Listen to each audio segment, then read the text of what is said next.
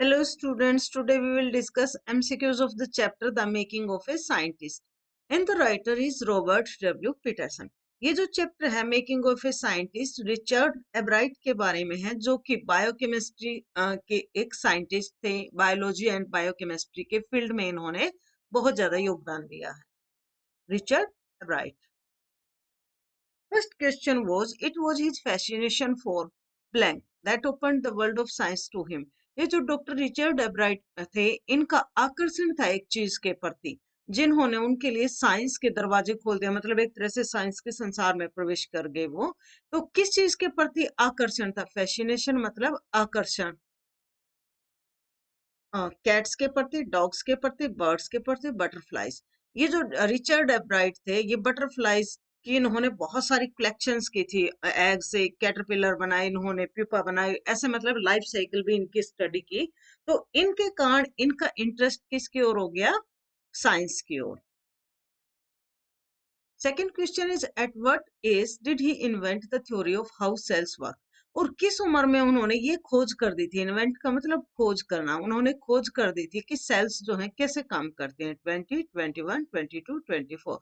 तो महज 22 साल की उम्र में, एट द एज ऑफ 22, उन्होंने थ्योरी जो है अपनी खोज की थी। थ्योरी की कौन सी? कि सेल्स जो हैं, कोशिकाएं जो हैं कैसे काम करती हैं। Next question is, what was he fond of in his childhood? जब वो छोटा था तो उसे किस चीजों का शौक था? फॉन्ड ऑफ का मतलब शौक या रुचि। बास्केटबॉल में थी, collecting things, baseball, none of the book. इनकी रुचि जो है चीजों को इकट्ठा करने में थी। चीज उसमें सिक्के हो सकते हैं, मतलब अलग अलग तरह की चीजें ये अपने पास इकट्ठा करते थे। How did his mother help him? और उनकी माँ ने उनको साइंटिस्ट बनाने में कैसे सहायता की? took him on trips, bought him telescopes and microscopes, encouraged him to learn all of the book। तो उन्होंने सभी तरीकों से, क्योंकि ये जो रिचर्ड एब्राइट थे ये अकेले थे अपने माता पिता के, मतलब कोई भाई बहन भी नहीं था और इसके ऊपर गली में भी कोई खेलने वाला नहीं था। तो उसकी मदर जो है उनको बिजी रखती थी, उन्हें ट्रिप्स पर लेके जाती थी, उनके लिए जो है सामान खरीदती थी साइंस का, जैसे टेलीस्कोप, माइक्रोस्कोप वगैरह है। और उन्हें सीखने के लिए भी प्रेरित करती थी ताकि बच्चा बोर ना हो। तो हमारा ऑप्शन क्या हो जाएगा? All of the above. Next question is, how many species of butterflies had you collected till second grade? मतलब दूसरी क्लास तक, जब ये सेकंड ग्रेड में आए, जब तक इन्होंने तितलियों की कितनी प्रजातियों को इकट्ठा कर लिया था, मतलब कितने प्रकार की तितलियों को ये पहचान चुके थे? 20, 21, 24, 25। 25 प्रकार की तितलियों को ये अपने संग्रहालय में, अपने रूम के बेसमेंट में, मतलब जहां इनका घर था वहां बेसमेंट में तितलियों को ये इकट्ठा करते। तो कितनी? 25।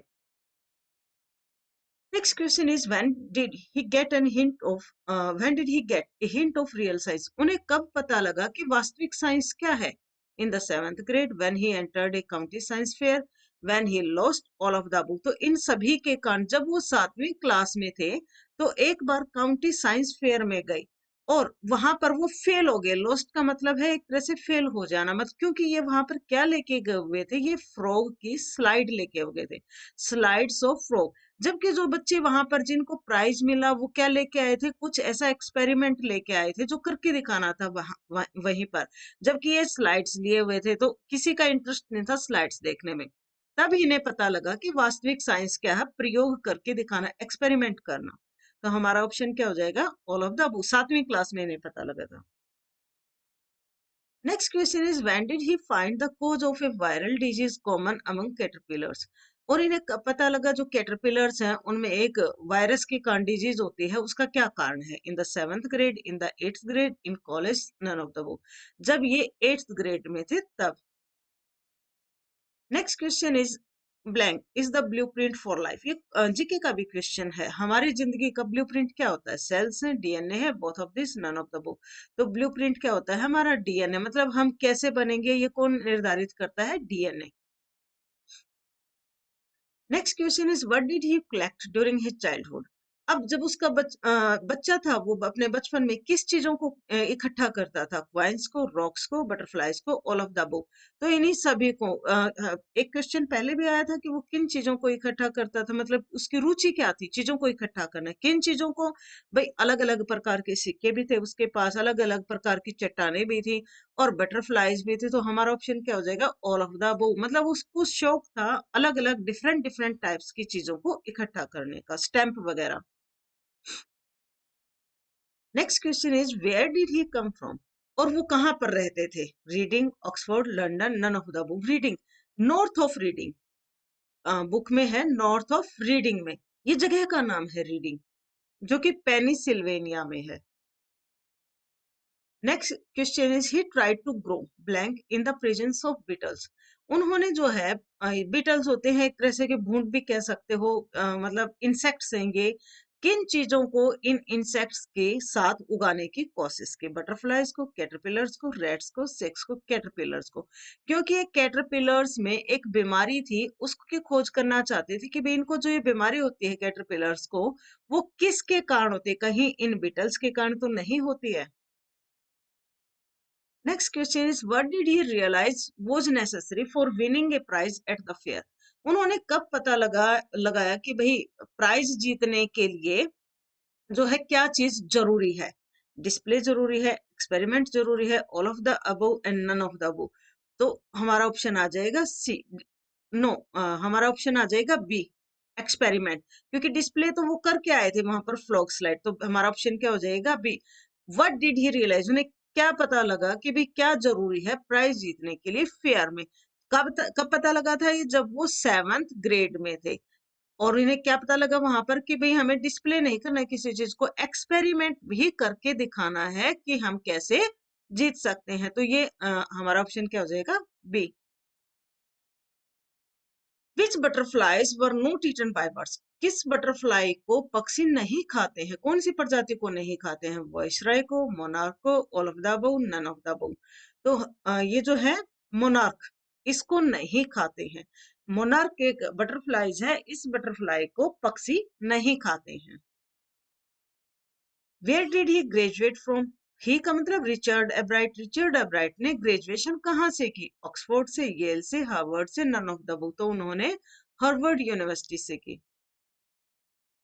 Who did he write to get an idea for a real science experiment? और उन्होंने जो है, क्योंकि ये 7वीं क्लास में जब थे, 7th ग्रेड में जब थे, तो इनका जो है काउंटी साइंस फेयर में इनको प्राइज नहीं मिला, सिर्फ बैठे रहे। तो इन्हें बहुत बुरा सा लगा कि भाई मैं कुछ भी नहीं कर पाया वहां पे। तो इन्होंने किसी को पत्र लिखा, भाई क्या करूं मैं साइंस के फेयर में, मतलब जब भी मैं साइंस विज्ञान मेले में जाऊं तो मुझे क्या करना चाहिए। आइडिया किससे मांगा इन्होंने, his mother, his friend, doctor Frederick A Urquhart से, नन ऑफ द अबव। तो इन्होंने सजेशंस मांगे डॉक्टर फ्रेडरिक ए उर्कार्ट से, इनसे मांगे कि भाई किस चीज के ऊपर मुझे एक्सपेरिमेंट करना चाहिए। Which book did his mother give him, कौन सी किताब दी उनकी माताजी ने उनको। The travels of monarch S, travels of viceroy X, travels of viceroy, the travels of monarch B. उनकी माताजी ने उनको किताब दी the travels of monarch x.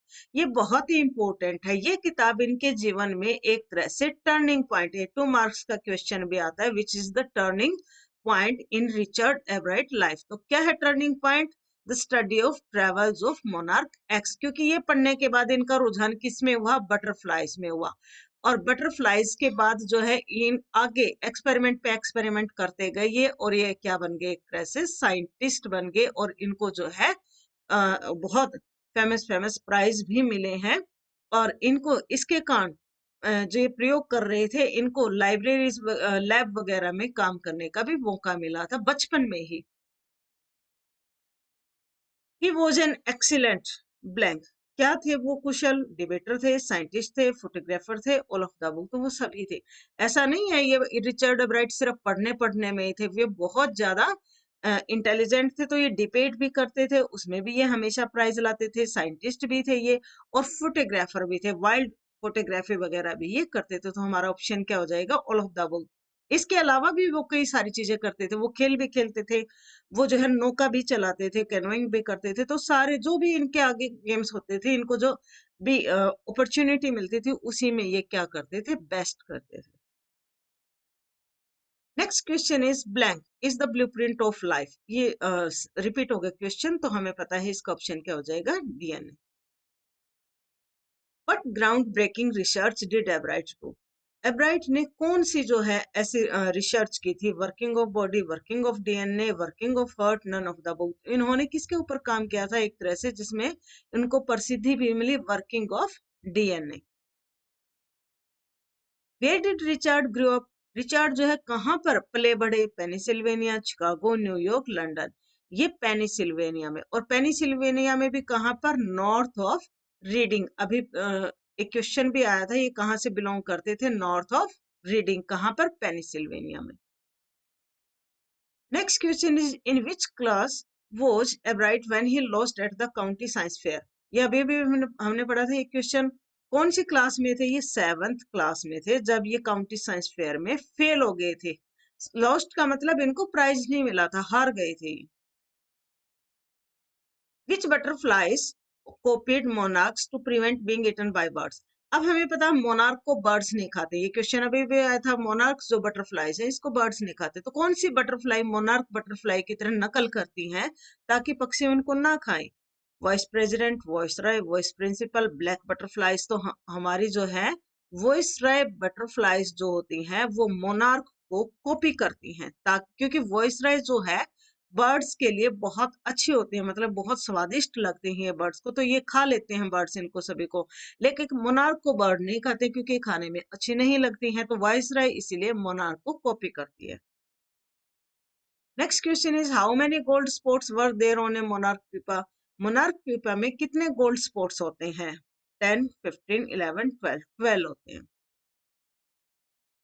What was the purpose of the gold spots on the monarch pupa? जो monarch तितली के pupa के ऊपर गोल्ड स्पॉट्स होते हैं उनका उद्देश्य क्या होता है? ऑर्नामेंटल, सजावटी होते हैं। सिक्रेटेड हार्मोन्स, हार्मोन सिक्रेट करते हैं। They were the breathing points, या वहां से वो सांस लेते हैं। None of this. वो क्या करते हैं? Secrete hormones. Name Ebright's social science teacher.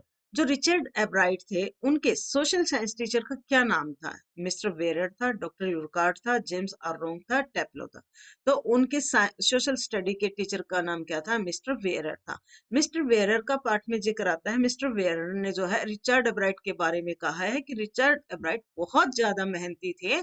ये साइंस में ही काम नहीं करते थे, अगर इन्हें डिबेट भी करने को दे दिया जाए तो उसके ऊपर भी ये अलग से एक डिबेटर भी थे, तो इसके ऊपर डिबेट के ऊपर भी ये अपना बहुत ज्यादा टाइम लगा देते थे, जबकि इनके लिए और भी काम होते थे करने को। Where did Ebright study? Ebright ने पढ़ाई कहाँ से की है? ऑक्सफोर्ड से, कैम्ब्रिज से, होवर्ड से, स्टैनफोर्ड से। तो होवर्ड यूनिवर्सिटी से इन्होंने अपनी ग्रेजुएशन की है। What did Richard's dad do? Richards के पिताजी क्या करते थे? साइंटिस्ट थे, डॉक्टर थे, ही वाज डेड टीचर। उसके पिताजी मर गए थे कब? ये भी पूछा जा सकता है। When he was in 3rd grade. जब वो 3rd ग्रेड में थे उनके पिताजी की डेथ तभी हो गई थी। What qualities did Richard possess? Richard में कौन कौन सी क्वालिटीज थी? इनक्विजिटिव थे, इसका मतलब होता है जिज्ञासु।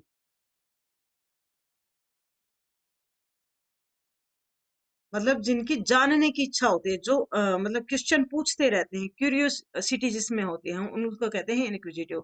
इंटेलिजेंट, विल टू विन, मतलब जीतने की इच्छा थी इनके अंदर। ऑल ऑफ देम, तो सारी क्वालिटीज थी इनके। हमारा ऑप्शन क्या हो जाएगा? डी। इनक्विजिटिव भी थे, जिज्ञासु भी थे, क्यूरियोसिटी भी थी इनके अंदर, ये इंटेलिजेंट भी थे, और इनकी दृढ़ इच्छा थी जीतने की, मतलब पावर थी इनके अंदर कि मुझे इस कंपटीशन में जीतना ही है।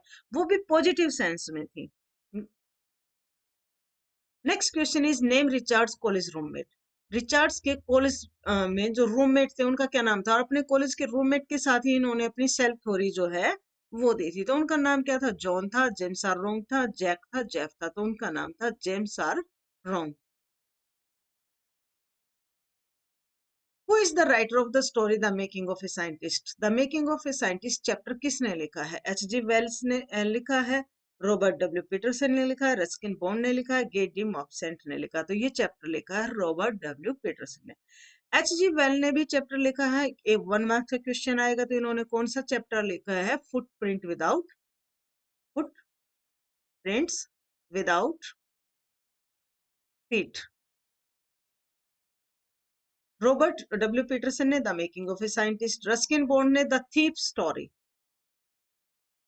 The thief's story. ये सारे कैपिटल लेटर्स आएंगे क्योंकि चैप्टर का नाम है। गेट नेम ऑफ संडे कौन सा चैप्टर लिखा है? The necklace.